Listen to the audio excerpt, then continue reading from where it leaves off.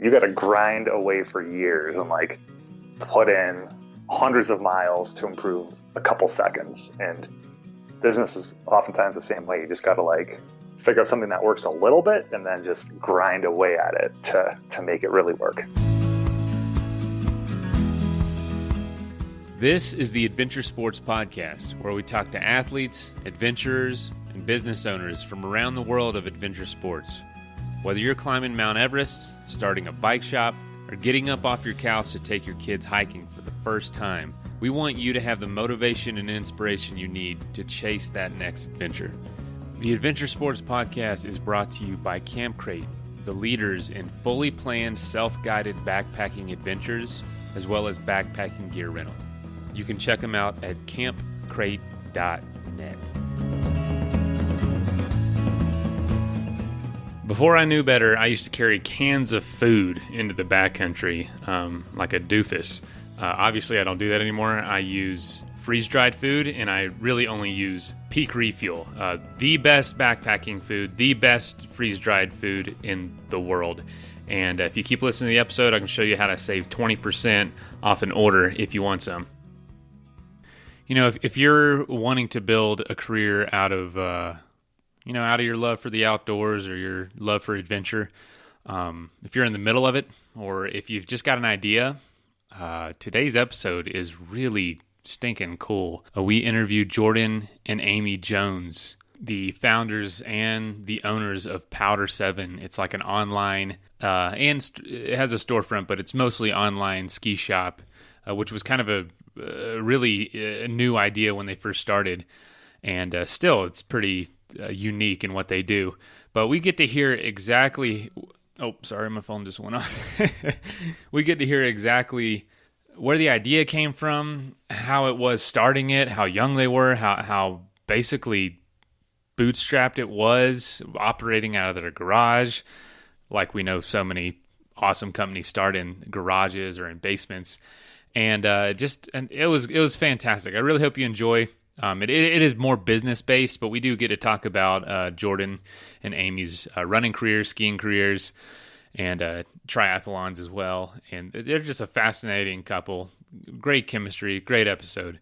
Also, I just wanted to say thank you to our newest patron, George. George, thank you so much for supporting the show. It means a lot to me, my wife, and our growing family. And to the listeners of the show, thank you so much.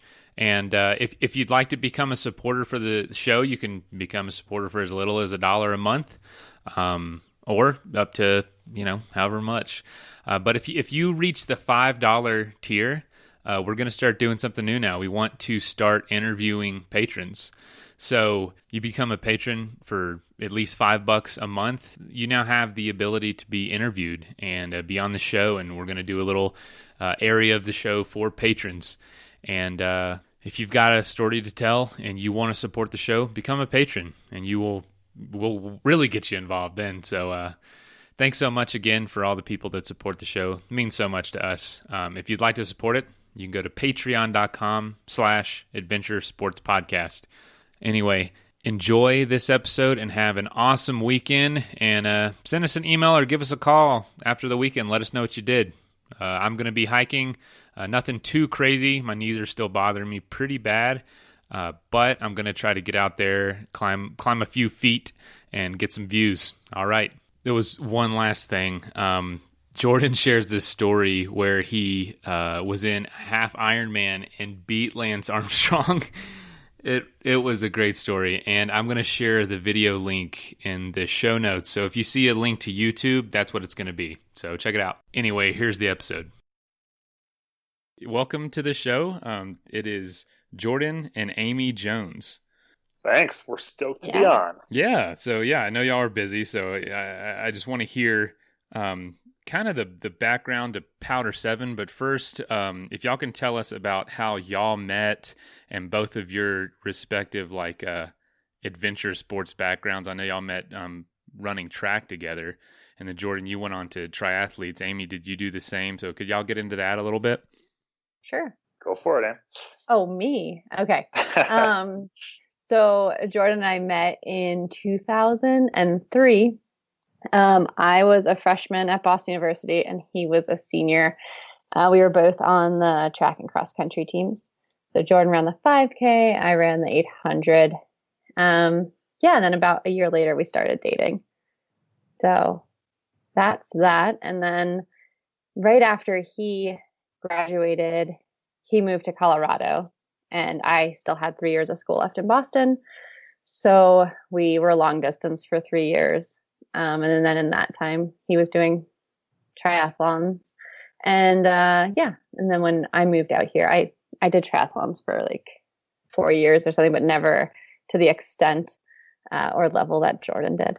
Yeah, we both ran track, but I think we both always loved trail running. So track's kind of straight and narrow, but yeah, we both loved running trails whenever possible and exploring in that sense. So then once that gig was up, I feel like we, came to Colorado and loved being out here in a more adventurous setting.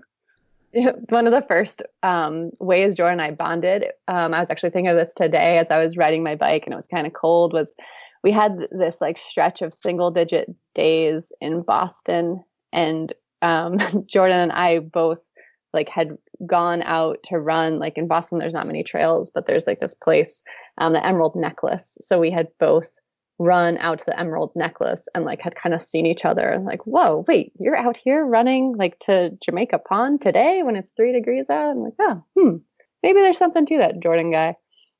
But yeah, so definitely like a bond over like just making the most of outdoor experiences, even when you're, in this concrete jungle that is Boston. Wow. So why Denver, Jordan?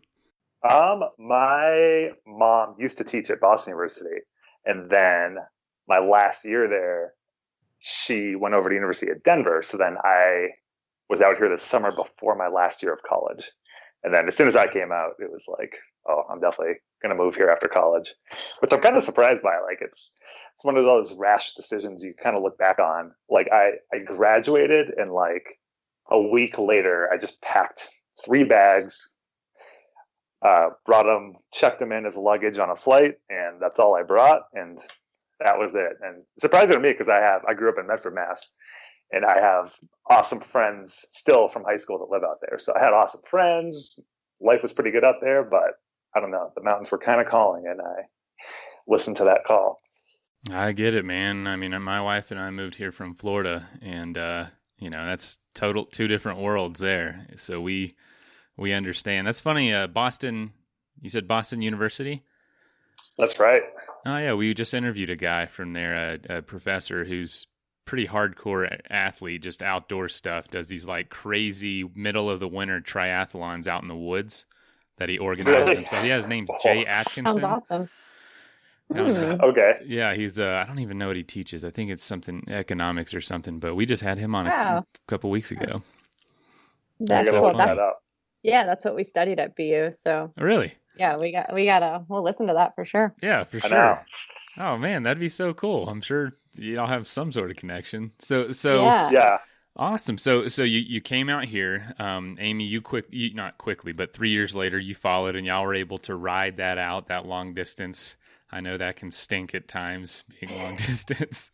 So what did you think when you came and visited? You were like, wow, this place is way better than Boston weather-wise. Yeah, no, I mean, instantly I loved Boston. I still really like to go and visit Boston, but I did feel a little claustrophobic there.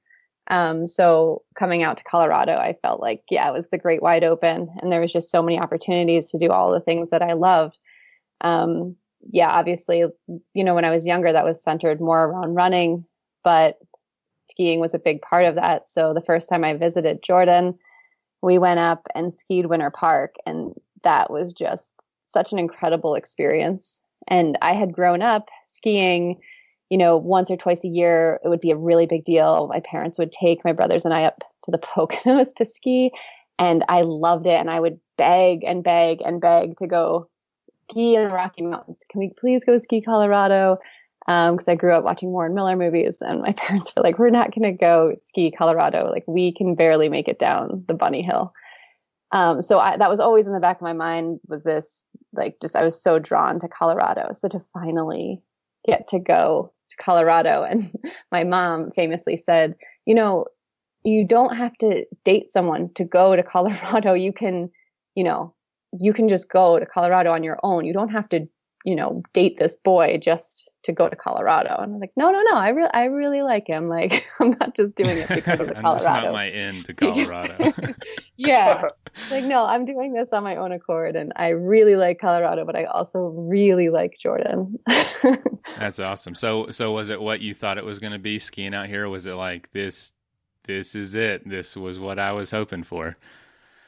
Yeah, no, absolutely. I mean, I was not a very good skier. I still have a lot of room for improvement, but I think it was just like there's just something to the mountain air and just getting up above tree line and seeing as far as you can possibly see. There's just something really cool about that. And yeah, I don't know, just the runs, they felt like they lasted forever. And when you're used to skiing, like, I don't know, 500 vertical feet in the Poconos or whatever it might be, it just seemed so expansive and so awesome.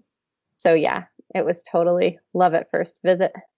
Yeah, that's awesome. So yeah, you're admittedly, you have room to improve with skiing, but run a ski shop, which is funny. Yeah, totally. You know, I find that to be the case a lot of times with people that are run stores. It's like, because it's two totally different set of skills. It's like, well, business skills are totally different than athletic skills, but you got to at least have that passion for it, that desire to want to do it.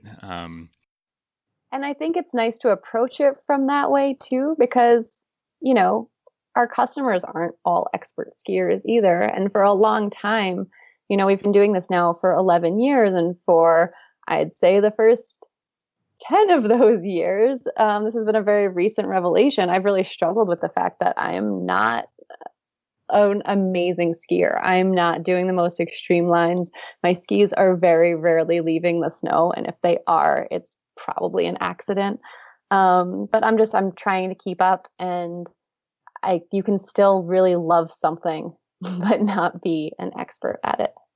Yeah. And it kind of ties into our ethos of Powder7, where it's like, we really try to not big time people. So it's like, if you come in and it might be someone helping you who does ski a ton and they're a badass, but they're not going to big time you if you're a beginner and you're just starting out or you've only gone a couple times, you know, like they're going to help you out, make you feel fine about it. Cause in my mind, there's nothing worse than going to like a gear shop for whatever it may be, like bikes, running, ski gear, and getting big time by people. Yeah, it's really daunting, I'd have to say, because we're familiar with that as far as not being from here, but falling in love with these sports and then coming out here to pursue kind of the big versions of each of those sports. A lot of these shops are they don't make it very approachable. They're like, oh yeah, you gotta be at this level. There's nothing out here for you. So I do appreciate when people are like, nah, you know, you start out small, just like all of us did, and then you grow into that. And, you know, the most important thing is getting out there and trying it and having a good time, not being, you know, a Red Bull sponsored athlete, you know? Exactly. That's what we're all about. Yeah. Yeah. That's Totally. awesome. So before we get too far into Powder7, I was going to ask, I saw this video, of you, Jordan, when you were still doing professional triathlons. There was a finish line. It was Lance Armstrong coming around a corner, and then all of a sudden, here comes this dude out of nowhere. Which I didn't know this because I've seen this video a lot, and there comes. I've seen it in a meme before. That's amazing. And here you come to pass Lance Armstrong and give a little like celebration fist pump right as you cross the finish line. And now you can't tell from that angle, but you did beat him in that half Ironman, right? I did. I beat him by like an inch. Yep. You beat Lance Armstrong by an inch. That is crazy. I'm undefeated against Lance. Me too. Yep. Yeah, it was a pretty ridiculous day. It was the 70.3, so the half-Ironman U.S. Championship. And so big race, lots of good pros. And then it was Lance's first season coming back to triathlon. So he had just left cycling. This was I think it was his third race. So he'd done like 70.3 Panama. He'd done 70.3 Florida. And it was awesome when he came over to triathlon because, it's not the bigger sport. And then suddenly he comes over and he's racing pro. And it's like, we go from very little to all of a sudden like ESPN's there and there's all these cameras around. So for us pro triathletes, it was a godsend at the time, Wow. And this is before the whole doping controversy, right before. Yep. A few months before that.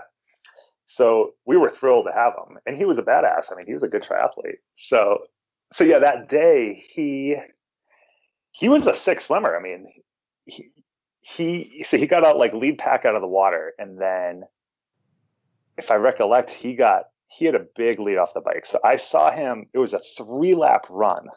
I saw him on the first lap, and I was like 10 minutes behind him at that point, way behind. So it didn't even cross my mind that I could ever catch him. And then I'm working hard.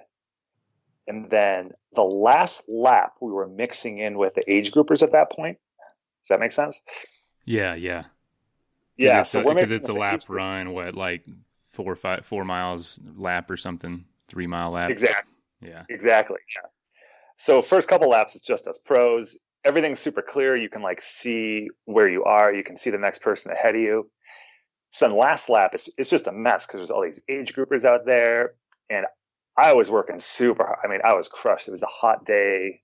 I was just crushed by that point. But then with a couple 100 meters to go, suddenly I saw this guy. I thought it was all age groupers ahead of me. But then I see this guy go into the finish chute. So I'm like, oh my goodness, that's a pro. So I just start going all in at that point to try to get that one extra spot. So then I come around the corner, and then that's where the video happens that you can see. Like I don't think he sees me coming. I had just realized that I could catch him. And I didn't even realize it was him right away until I was like right next to him. And for me, it's like I was, like a fledgling pro. I also worked full time. So hell yeah, I was stoked to. Yeah. Were you a cop at the time? Yeah. I'm trying to think now. I think back then I'd already left being a cop because this was 2013 or 2012. Oh 2012. yeah, you had Powder7 by that point. Yeah, I was 5 years. But it also meant like a bigger payday, like better. Like there was a lot. It wasn't just like one random spot. There was a lot. You gained a lot with that one spot. Yeah, it wasn't just beating Lance. That makes a lot of sense, actually. Yeah. So then I passed him, and then it was just funny because it was so unexpected. And then like Amy had come down, so we're just drinking beers after the race and like laughing about it. And no ill will towards Lance, like. Did you get Amy? Did you see that happen? Oh yeah. What did you think when it happened? Where you're like, oh my god. It was hilarious. But then, I think like the funny thing was then like people started like texting Jordan about it, be like, I just saw Jordan on PTI, and I don't know, like it was on ESPN, and yeah, I saw it on TV. That was the funny part where, it was like totally his 15 minutes of fame. That's so funny. Did you get any flack for that? Yeah, some people did give me most people were like cool about it, but I definitely got some haters, Oh man, I bet but like, I totally get it.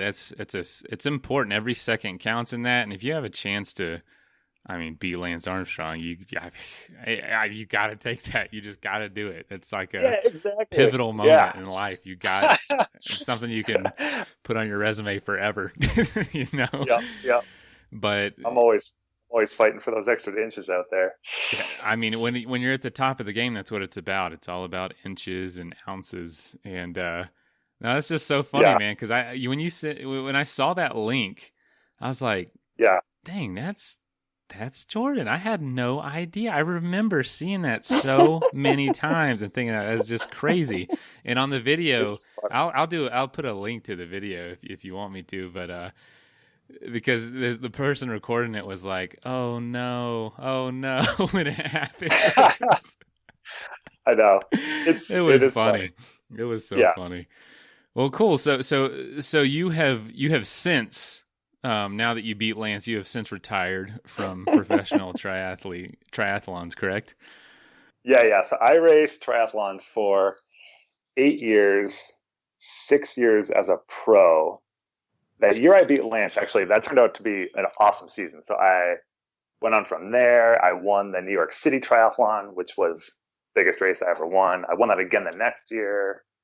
Went to like the Hy-Vee 5150 World Championship. So I had a great year. But then I was just, I don't know. I'm all about taking stock of life and not doing things out of inertia. So Amy and I talked about it, and we kind of hit the point. And even though I was kind of still on top of my game and still probably had a bunch of years left to go, I was like, all right, this is my last season. Like in 2 months, I'm done with triathlon. So what's the world like for a professional triathlete? Is it, I mean, obviously it's not going to be the glamour of like an NFL star because of the size of the sport, but is it pretty tough to make your way? It definitely is. It's only gotten harder too. Like I was actually there when I was racing, I was doing mostly Olympics and halves. And that was almost like the glory years of those distances. So yeah, I don't mind being up front. Like my best year, so like New York City, I won that. That was $8,000 for the win there. And then a few $1,000s from sponsor bonuses. So like a great day like that, maybe make $12,000 on the day. I think that year I pulled in about $44,000 in race prize money and then sponsorships. Okay. But it's tough. I mean, that was like everything came together that year. Like I won a bunch of races, or I was like second at like a big race. Like I just like off the cuff decided to do Boulder 70.3. Went up there because I could drive there, and I was like, oh, I'll just do it. It's there. And then had an awesome day. Got second behind Joe Gamble's, but like second at that race with I think was like $5,000. You know. So it's like that one year, everything came together. So it's not sustainable, is what you're saying, and if it's almost like feast or famine. It sounds like because you're not. It's hard. Yeah, I mean, if you can't really probably go out there and just enjoy it because you've got to. If you got to feed mouths, especially, it's like I have to place high. I can't sit here and look at this view. I've got to freaking look at this road and focus. Right. Yeah, absolutely. Like it's like I always enjoyed it. I like to travel. I love the racing, but there is a lot of pressure. And like what I noticed too is like from a training standpoint, like I would like go and kind of have to do this workout that day, that workout that day. And that it's like, you know, if a friend is like, hey, I want to go run 12 miles tomorrow, I'd be like, oh, like I have to bike tomorrow, you know? So that's the part that kind of like grated at me after a while. Like every day was so like kind of dialed in to do this or that. And it's almost like year round, like you almost never get a break. So yeah, like I said at the beginning of the episode, I used to carry cans of food into the backcountry. And I know there's a lot lighter things to do, but there's just a lot of options that aren't good for you or are either too heavy. And that's why I really do use Peak Refuel now. They're a new backpacking food company, and I say backpacking food, really it's just freeze-dried food that you can use for anything. I've actually eaten it for dinner before with my family because it's real food. It does not taste like backpacking food or hunting food or something that you're only going to eat in the backcountry. It's delicious, high in protein, nutritious. It is going to refuel you. It is filling, huge portions, and I really encourage you all to give it a shot. At least try it out. And that is peakrefuel.com. And if you want to get 20% off an order, use the code ASP20. And that's capital ASP and then 20. Now, back to the episode. It's hard-earned money, I'm sure. just because of the amount of time and effort that goes into it, plus the travel, plus the chance of not winning or injury or something, and then you're just, dang, that is tough. So it's good. It's to have a career besides that. And I'm sure that's what nearly every single person does, other than the very few, very, very few that are able to carve a living doing it. I mean, I'm super happy that I never committed 100% to racing, because I think some guys do that, but then, I mean, that's tough. Then if you race for 8 years and that's what you've been doing, you don't have much to fall back on, or like a skill to really fall back on. So it was hard, because I'd have to like get up early, work out, do another workout, so it was a grind, but I'm definitely happy I did it that way. Interesting. So that is a hustle, and it is a grind, and it is a gamble to try to make your way doing something like that. And you say that you're glad you never committed 100% to it. But y'all as a couple did commit 100% to another gamble that I would say, and which was in Powder7. So, you guys saw maybe the possibility, a gap in the market for an online based ski shop. So what led to that? Like where did the conversation start? Where did the idea for Powder7 start? And why don't you go ahead and just explain what is Powder7, why you guys are different? Yeah. Do you want to explain what Powder7 is, Aim, and then I'll Sure, I'd be happy to. The history, cool. Yeah, so Powder7 is a ski shop, but we're not just any ski shop. So we're about 75 to 80% online, so e-commerce based. But we also have a brick and mortar presence. So, and the remaining 20 to 25% is in person here in Golden. We run everything from one location, which is really cool. So, and we're full service. So, any piece of gear you could possibly need to ski, as well as any like service you would need. So tunes and mounts, and all of that as well. So, we have a staff of about 30 right now, and that's our peak for the winter. We dial the staffing back a little bit in the summer, but yeah, we've grown a lot since it was just a few of us starting out. But yeah, that's the basic gist of Powder7. Yeah. And all we do is all we do is ski. Yeah. So like anything you need to actually ski, we got it. But we don't even carry snowboards. Really? So yeah, we try to be super focused on what we do, try to always be awesome at what we do. We try to have staff that knows all about what we're selling to customers. But yeah, for that reason, we don't switch over to anything in the summer, and we don't even sell boards. Yeah. But within skis, we try to cover like everything. So like we try to do like the super high end current year $1,000 plus skis for the woman that's going to Aspen, to like last year's skis that are like discounted for people that want that stuff. Mm-hmm. All the way to, we sell a lot of demo skis too. That's a big part of our business. So we'll buy demo fleets, and then people can come in and get the like last year's skis, sometimes barely used, already with the bindings on them. Wow. So do you think that the ski, so what led you to this idea then? What made you see that this was, this need in the market was not being met? Yeah, there was no business plan. So it was almost like like my side hustle in college. Yeah. My business plans are overrated. There's a quote I like that totally applies to our business, which is it's like driving at night in the fog. You can only see as far as your headlights, but you can make the whole trip that way. That's totally applicable to our business. Well, y'all keep talking. I'm going to write that down, because that's really good. Dang. Yeah. I like that. Yeah. So basically, like my side hustle in college was selling random outdoor gear on eBay, because this is like 2003, 2004 when eBay was huge.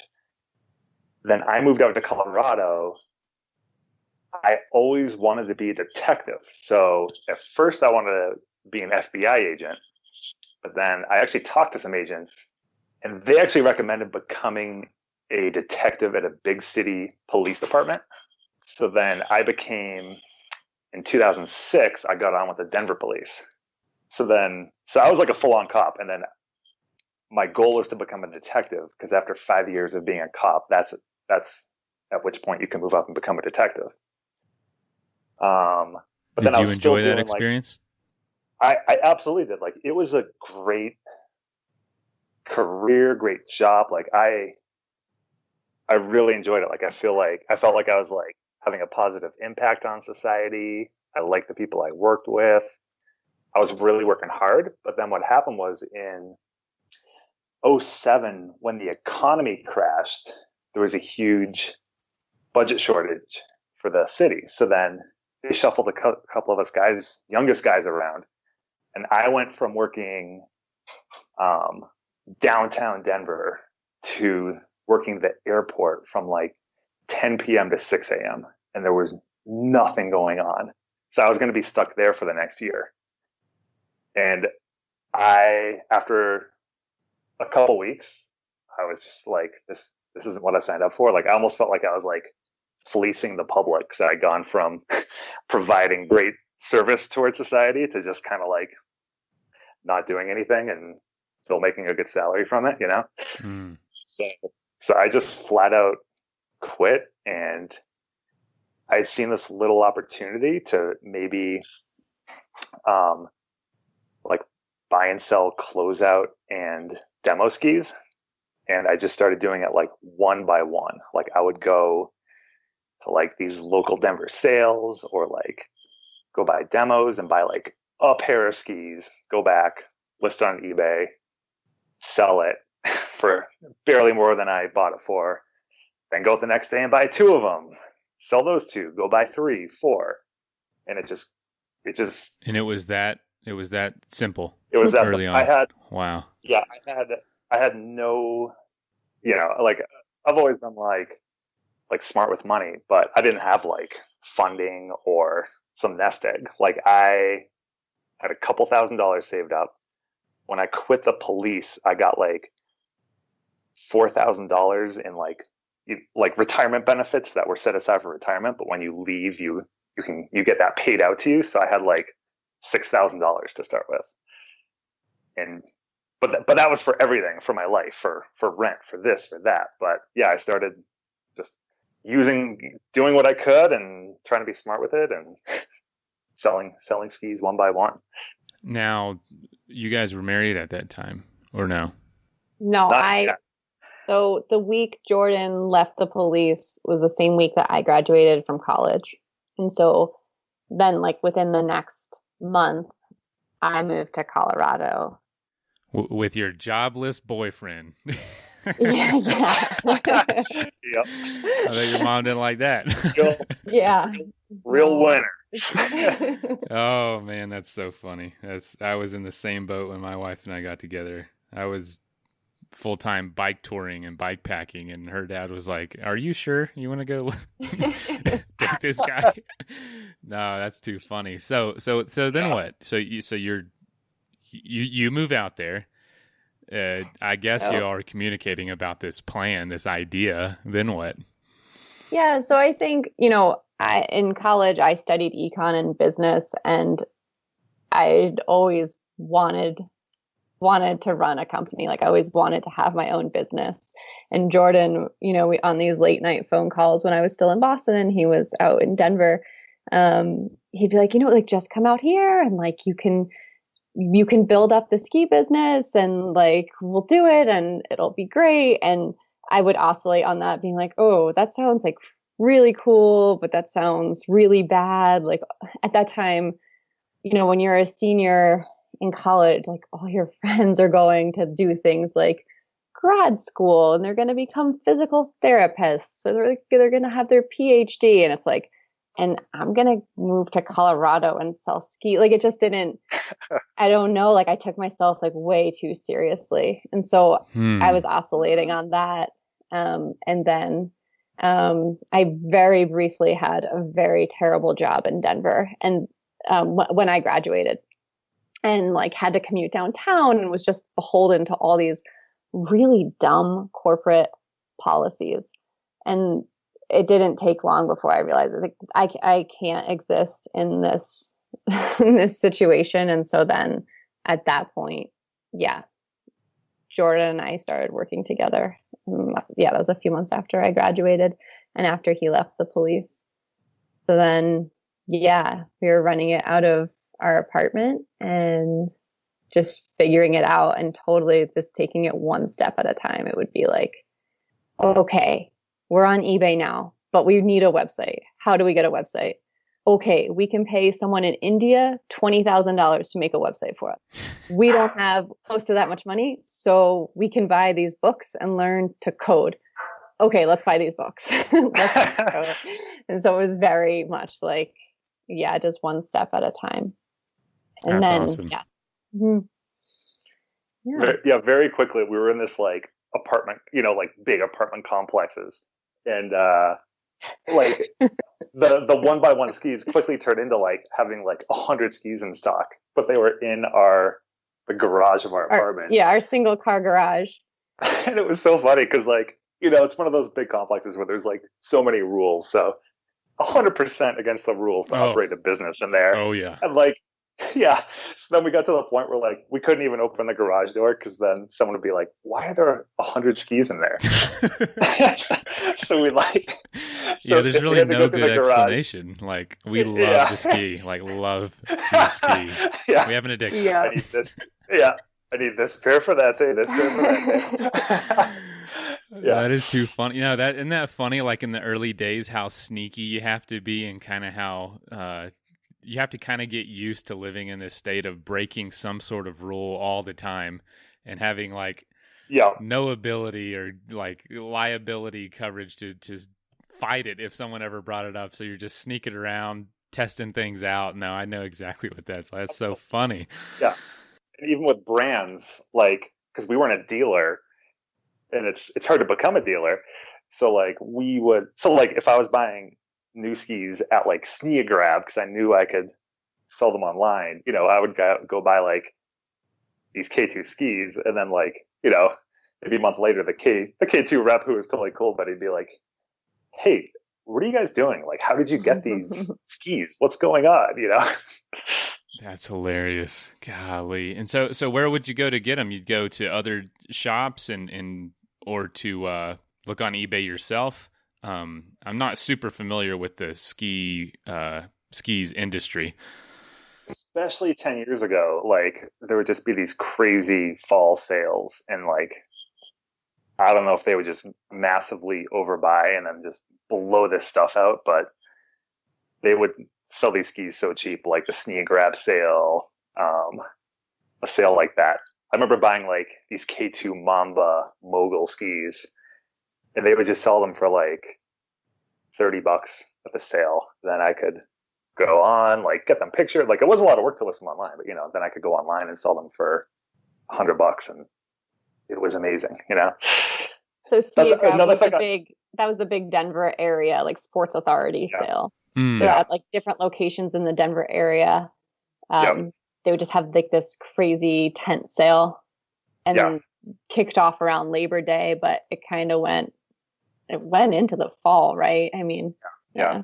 And one thing I think about with businesses, it's like, I think it's so much easier to start one when you're in your 20s, because like, if the one I just described was like an outlier, but like normally it's like I'd buy them for like $70, sell it online for $100, pay this fee, pay that fee, pay for shipping, and then I made, you make like $15. But that's why it's kind of great to do it in your 20s. Such a windfall. $15 is like, oh my goodness, it'll pay for Chipotle tonight. Like, this is amazing, Right. Whereas, you hit your 30s and you have like such higher expectations. You've got like this expense, that expense, paying for healthcare, paying for this, paying for that. So to me, the 20s, when you're in your 20s, you don't know that much, but it's actually a great time to start a business. You're so easy to please.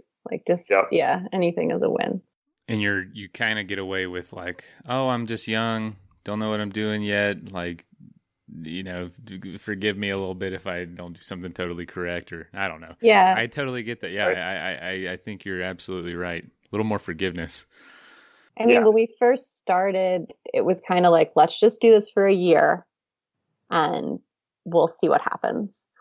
And I think having that too, to just be like, okay, like after a year, we'll reevaluate. And I mean, a year came and went and we never really reevaluated. It was just like, yeah, this is going well. Like we're having fun, but we're obviously going to keep doing it. But it was almost like, just like, okay, if this isn't going well in a year, we give ourselves permission to go do something else.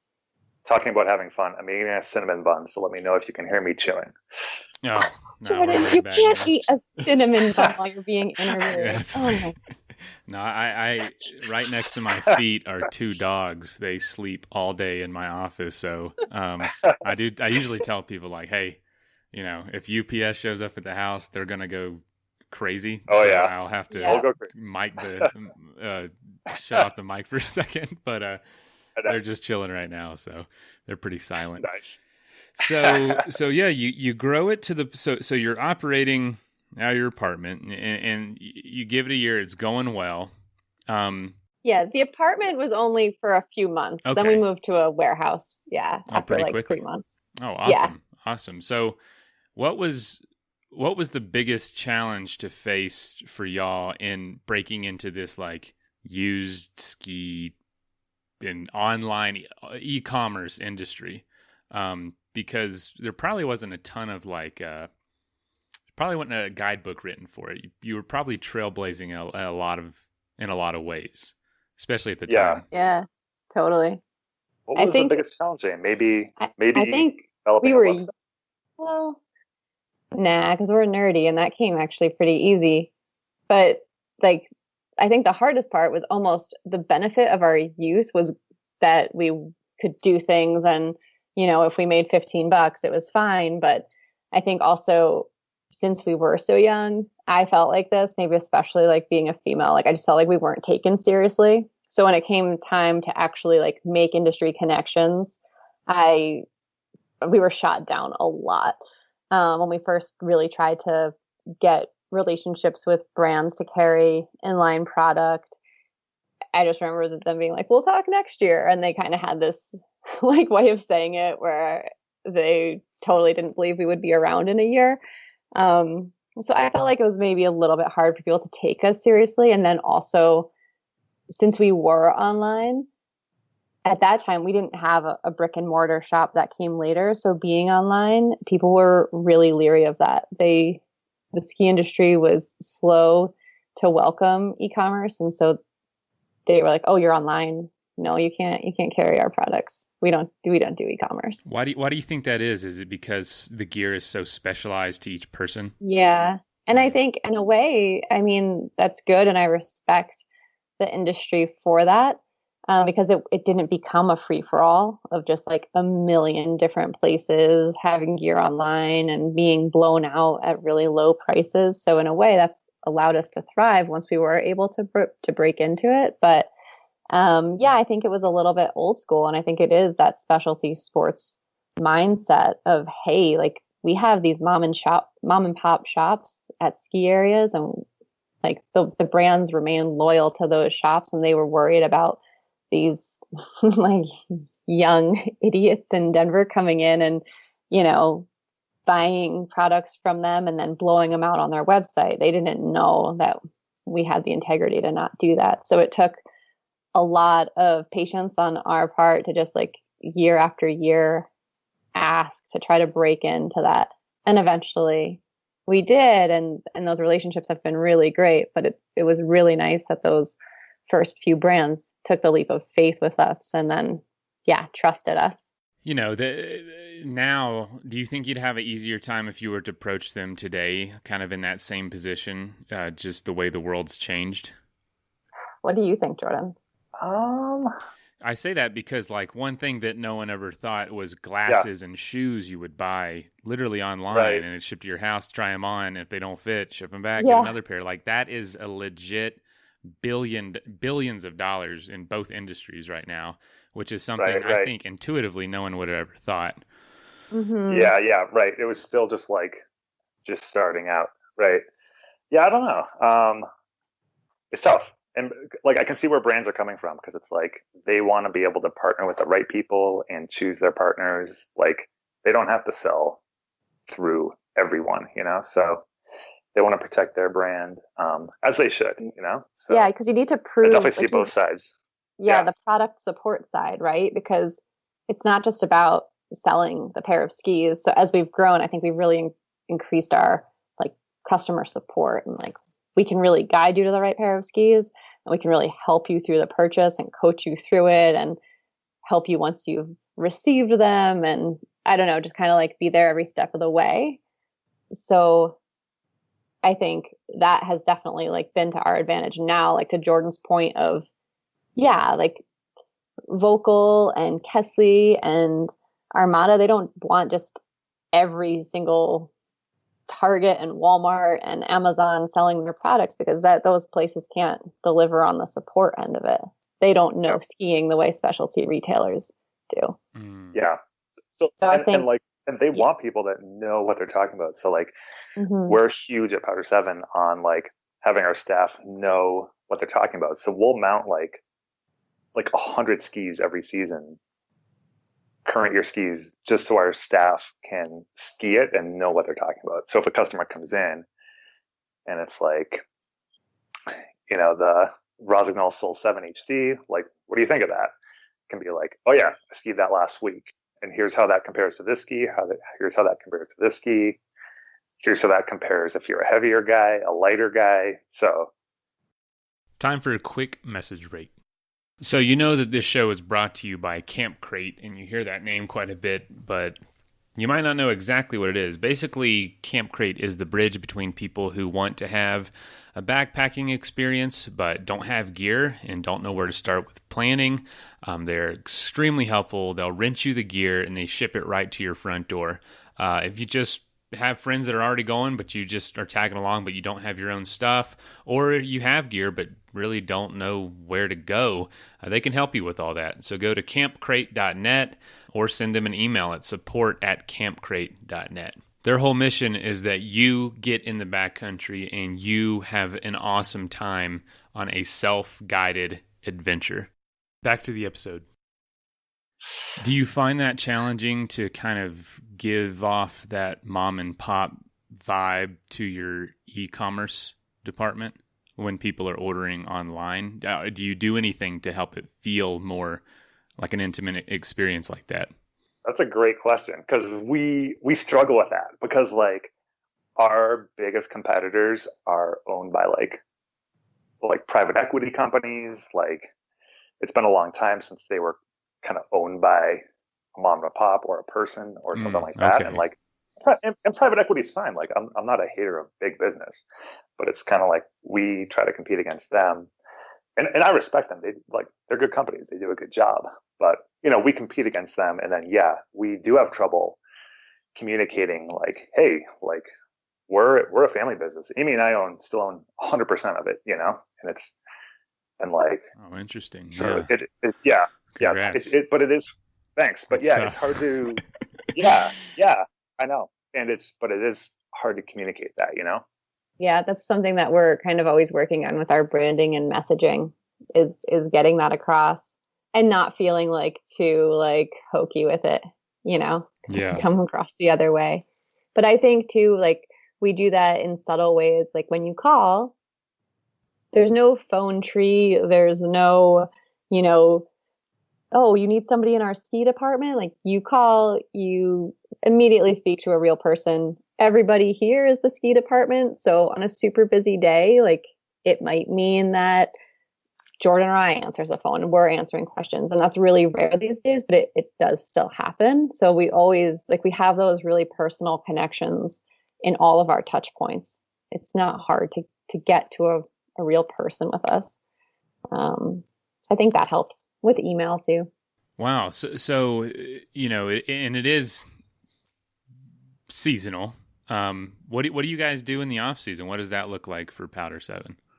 I mean, it goes way down, but at least like the off seasons, like it is shorter than you think, because especially in Colorado, people start getting, myself included, amped up even as early as like August, people are starting to get amped up. Maybe there's like the first little bits of snow falling on the mountains. And then, all the way through April, you can ski. Yeah, right. Yeah. So, even May. So then, the months that aren't included in that are really like May, June, July.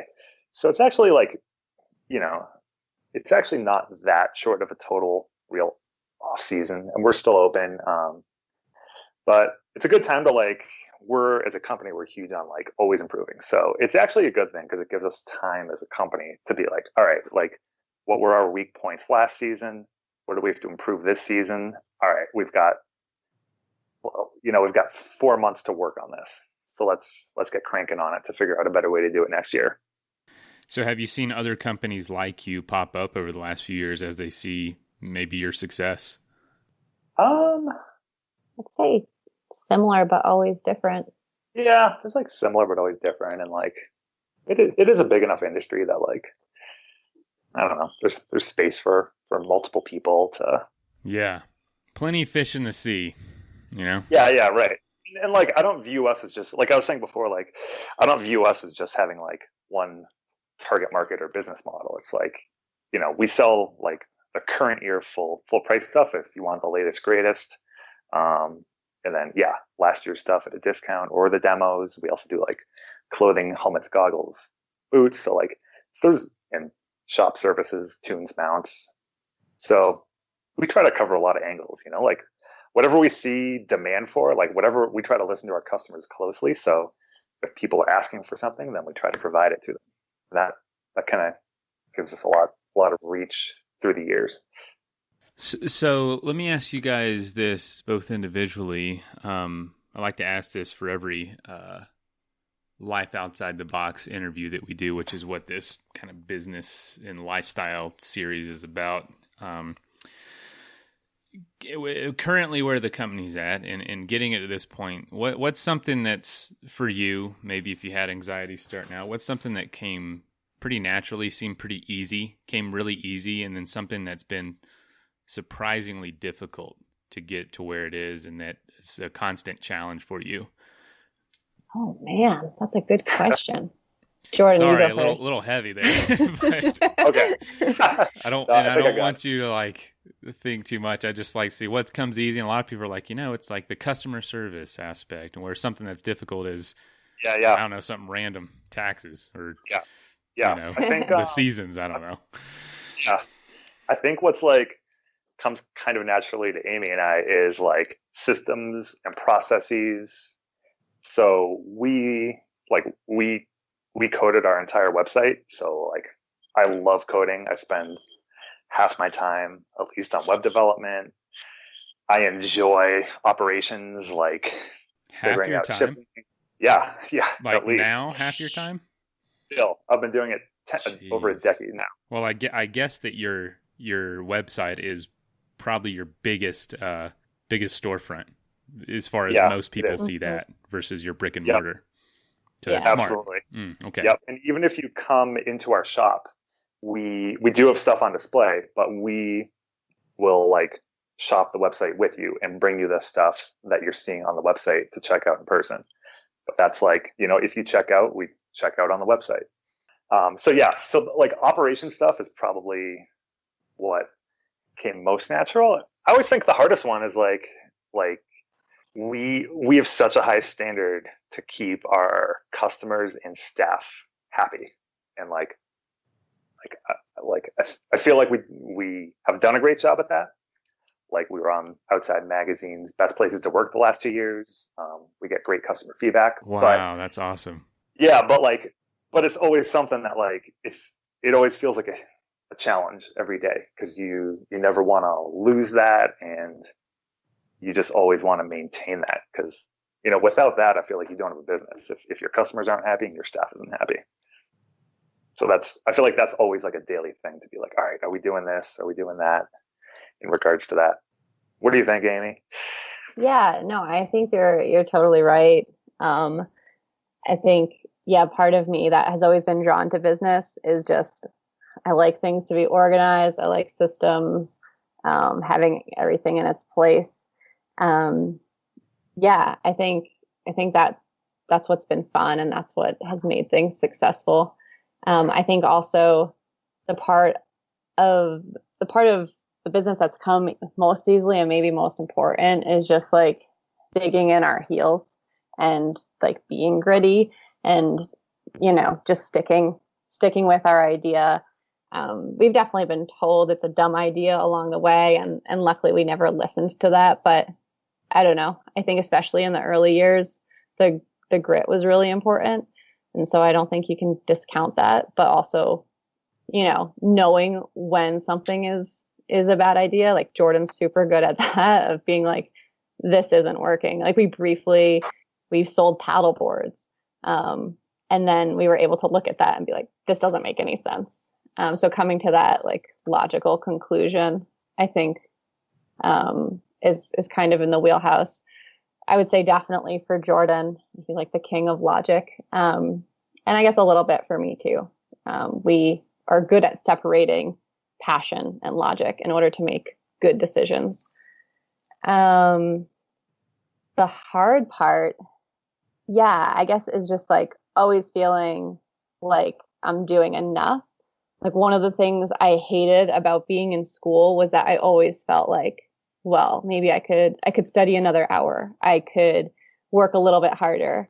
And I feel like that a lot with Powder7, where it's like, I don't know, it's hard for me, especially now, like we have 2 little kids.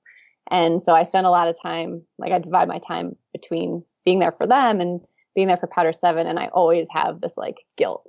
And that's kind of been the hardest thing for me, is to manage this like fine line of, am I doing enough at Powder7? Like, am I contributing enough?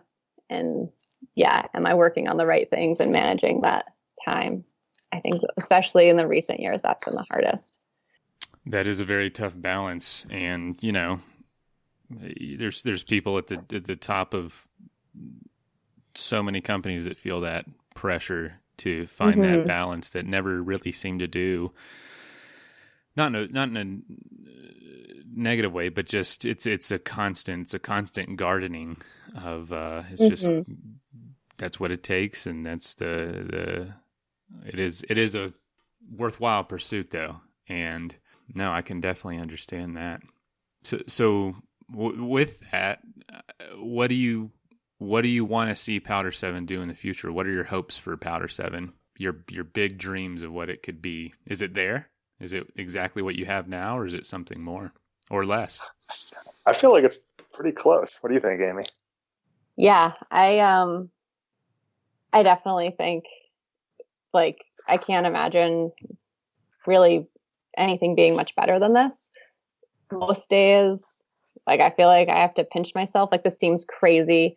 I know that's so cliche to say, but I mean, the fact that I was a little kid who was like so into the outdoors and so into like wanting so desperately to be into skiing, but also like so into my little like sidewalk stand lemonade and like bead bracelet shops, that like I just feel like it's the nexus of these two things that I love, like business and sports, and then to get to do it with like Jordan is just, it just doesn't seem like it could be real. So I think I can't imagine anything much better than this. And there's like a few like small things, like nice to have things that would be great to have when we grow.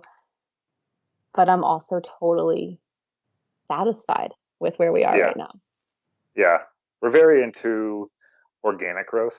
So we don't have like the sales goal of, well, let's try to increase this next year. I'm really not all about that at all. So it's more like we're about just improving from year to year. And then, hey, if we grow as a result of that, that's awesome. If not, that's fine, as long as we're improving. But I also feel like it's not just the business, it's like our personal lives. Like Amy and I, next year will be the last year where Alistair, our firstborn son, will not be in like the school system. So he's still in preschool next year. So it's almost like, oh, maybe we should go to Revelstoke for a month in January. You know, like we never got to do that. Like I've always kind of wanted to live in a ski town a little bit. And maybe there's our last chance to kind of go do that for like a month. Yeah, because then he's So, going to be in school, and then our younger son will be shortly behind that. So, yeah, the freedom that it allows us to travel and to fulfill our other personal passions has just been so, so cool. I feel so lucky. And we work a mile from home, so our commute is non-existent. It's a dream. You know just how everything is aligned so well, and not to discount hard work. So how much of it do you think has been luck, and how much do you think it's been hard work? I guess hard work always creates luck, so it's hard to separate the two. It is hard. Yeah, I feel like we've had a lot of luck on our side. We've definitely.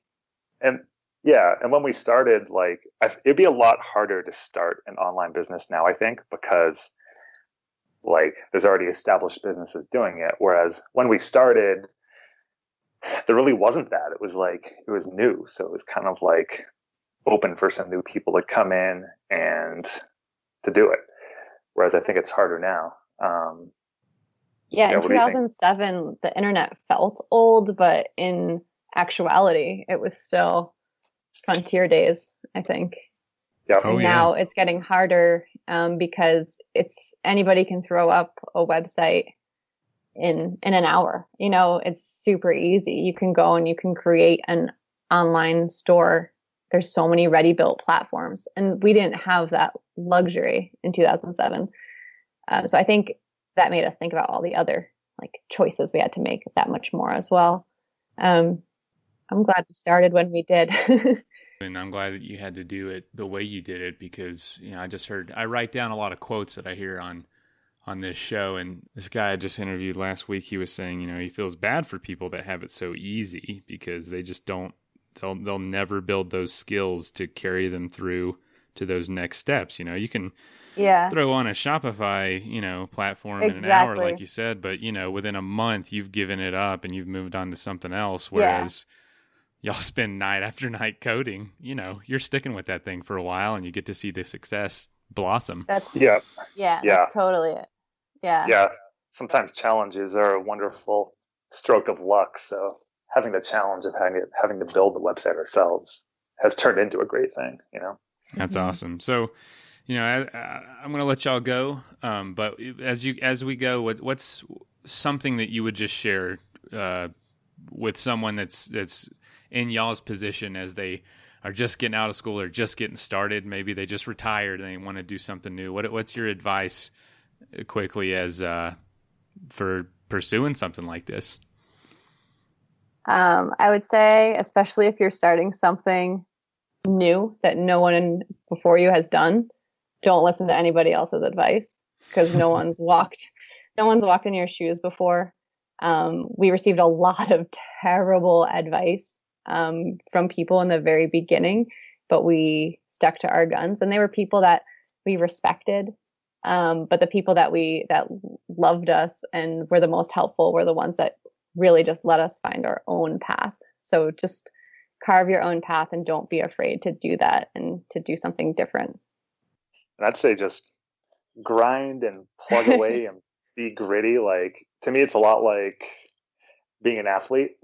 You're running. It's you're not going to improve that much that quickly. It's just the nature of the sport. And you got to grind away for years and put in hundreds of miles to improve a couple seconds. And business is oftentimes the same way. You just got to figure out something that works a little bit and then just grind away at it to make it really work.